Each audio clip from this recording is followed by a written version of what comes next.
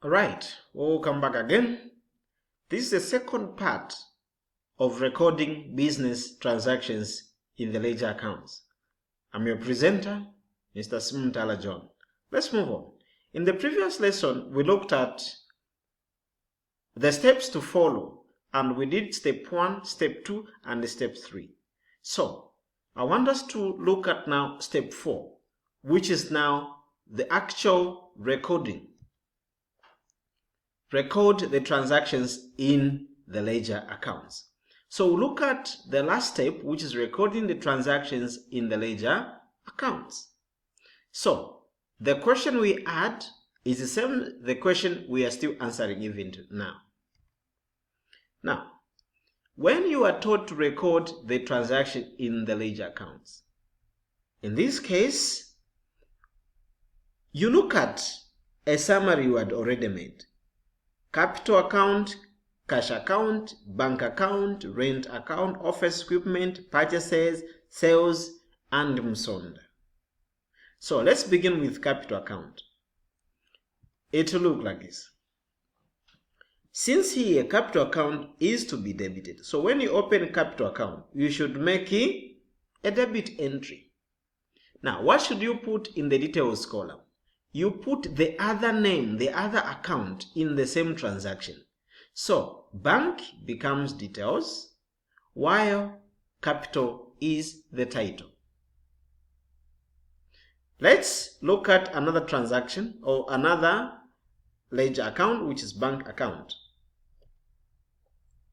Bank account had several transactions, where there is bank, bank, bank, bank, and bank.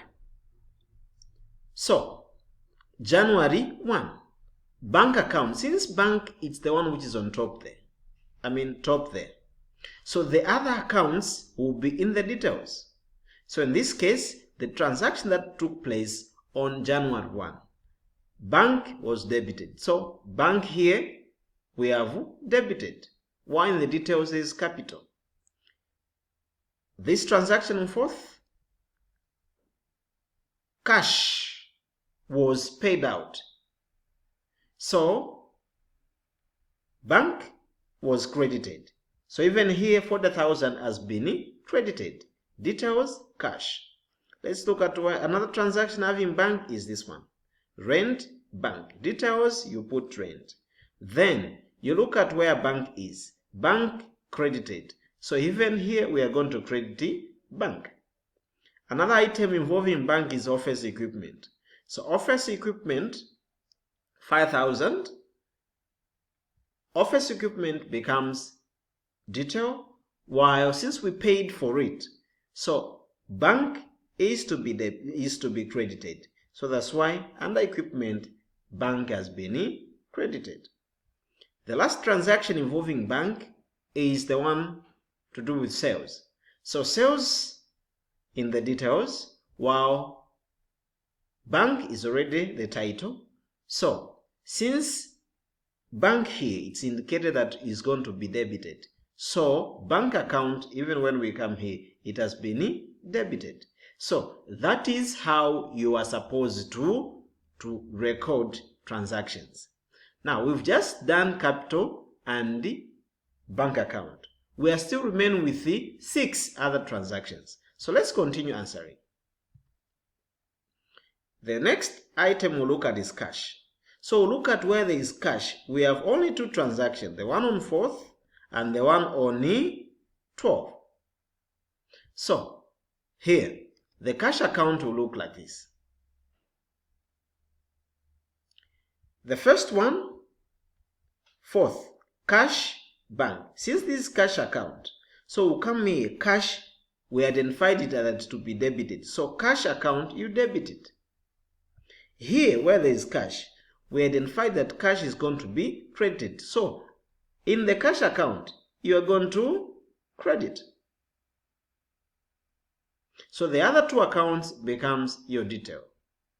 Cash, bank. Bank is detail, then cash is already on top there. Here, bank, purchases, sales. So purchases becomes your detail. Now let's look at another account, which is rent. Rent is appearing only once here. So since rent is the title, and we identify that rent is going to be debited, so the rent account here has been debited with 1,000 kwacha. Let's look at the other two. Sales account. So you look at where sales is appearing. You discover that sales is just appearing once on January 15th. So the account will look like this.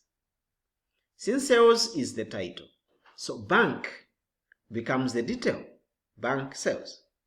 And since we identify that sales is going to be credited, so in the sales account, we have credited, like that. Let's look at another transaction for Musonda. Musonda. So, Musonda here. See? We identify that Musonda's account is going to be credited. So, in Musonda's account, we have actually credited 7,000 there. You see? So, in the details, we have purchases. This is how you are supposed to record. Now, we have the other two transactions. One, the equipment account.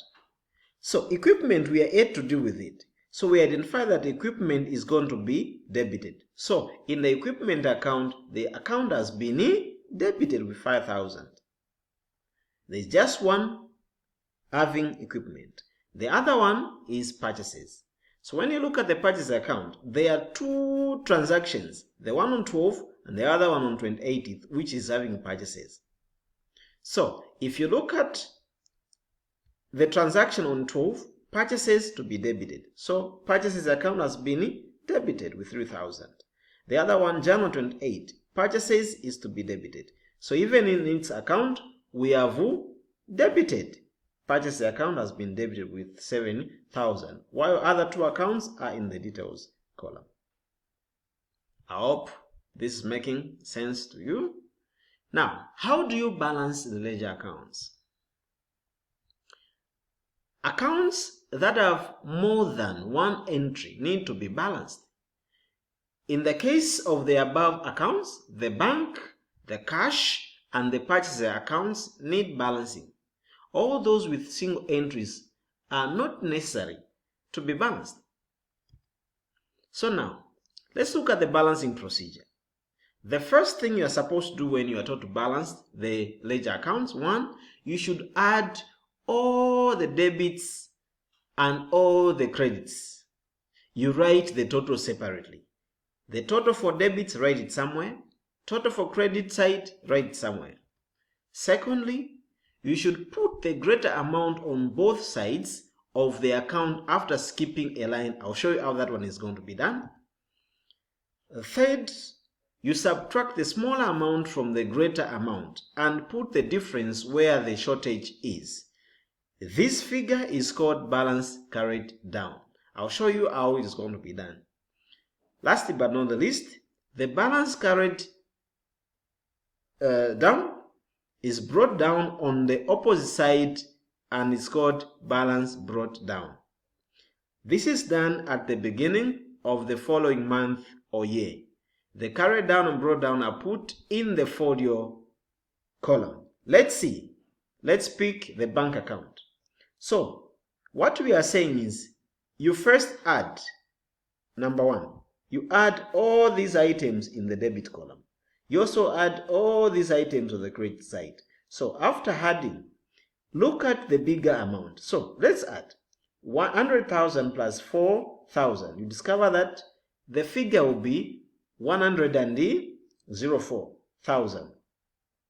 And when you add here on the credit side, you discover that you are only going to have, when you add 40,000 plus 100,000 plus 500, you are going to have 46,000. So 46 is less as compared to 46 is less when you compare it to the debit side. So the bigger amount here is 104. So you put 104 on both sides. 104, 104,000. Then you say step 3,